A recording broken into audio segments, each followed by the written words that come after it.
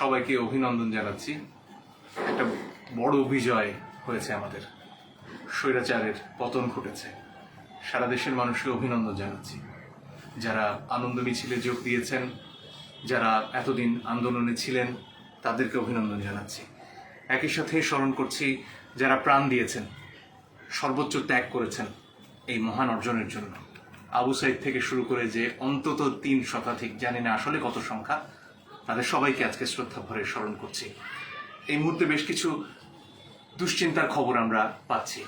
এই আনন্দ মিছিলের পাশাপাশি বেশ কিছু ছবি গণমাধ্যমের এর মধ্যে আপনারা দেখেছেন, যেখানে গণভবনে লুটপাট আমরা দেখেছি, জাতীয় সংসদ ভবনে লুটপাট দেখেছি, এবং আরও অনেক জায়গাতে হামলার ঘটনা আমরা দেখছি। সংখ্যালঘুদের উপরে হামলার অভিযোগ আমরা পাচ্ছি, অনেক জায়গায় হুমকির কথা শুনছি। এই বিরাট মহান আন্দোলন যেটা আমাদের সন্তানরা শুরু করেছে অত্যন্ত শান্তিপূর্ণভাবে, সেই আন্দোলনকে দয়া করে কলুষিত করবেন না। এই আন্দোলন একটা বড় অর্জন এবং সামনে আরো অনেক কিছু রয়ে গেছে।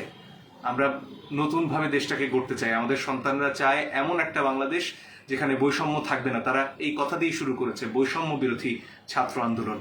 কিন্তু এই আন্দোলনের প্রথম ধাপের বিজয়ের পরেই যদি আমরা বৈষম্য দিয়ে শুরু করি, যদি সংখ্যালঘুদের উপর হামলা হয়, এটা এই আন্দোলনকে কলুষিত করবে, সারা পৃথিবীর সামনে আমাদের লজ্জিত করবে।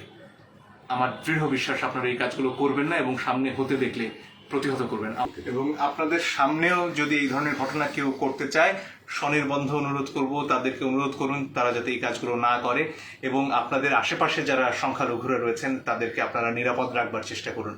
এর পাশাপাশি ছাত্ররা যারা এই আন্দোলনের সাথে জড়িত ছিলেন তাদের কয়েকজনের সাথে আমার কথা হয়েছে। সবার সাথে এত মানুষের ভিড়ে যোগাযোগ করা সম্ভব হয়নি, কিন্তু তাদের তরফ থেকে ওই একই অনুরোধ বারবার করে জানানো হয়েছে। তারা বলেছেন আমাদের দেশের হিন্দুরা, খ্রিস্টানরা, বৌদ্ধরা, সংখ্যালঘু যারাই রয়েছেন তারা আমাদের ভাই, এবং তাদের অধিকারের জন্য আমরা সবাই লড়াই করব, এবং আজকে এই বিজয়ের মুহূর্ত তাদের ক্ষয়ক্ষতি দিয়ে যাতে কোনোভাবেই কলুষিত না হয়, এই আহ্বান ছাত্ররাও জানিয়েছেন। এর পাশাপাশি যে অন্তর্বর্তীকালীন সরকারের কথা আসছে, এই ব্যাপারে তারা বলেছেন ছাত্রদের সাথে, এই বৈষম্য বিরোধী ছাত্র আন্দোলনের নেতৃত্বের সাথে আলোচনা ছাড়া কোনো ধরনের সেনা সমর্থিত অন্তর্বর্তীকালীন সরকার তারা মানেন না।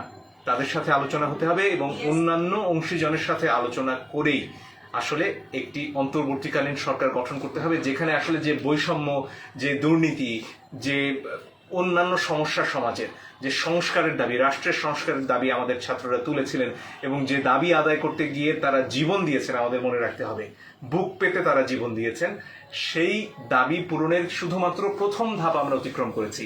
স্বৈরাচারের নিপাত হয়েছে, কিন্তু বৈষম্য মুক্ত সমাজ এবং এই স্বৈরাচারকে যারা টিকিয়ে রাখতে দীর্ঘদিন কাজ করেছে তাদের যে এটে বসা ব্যবস্থা, সেটার বিরুদ্ধে কিন্তু ছাত্রদের লড়াই।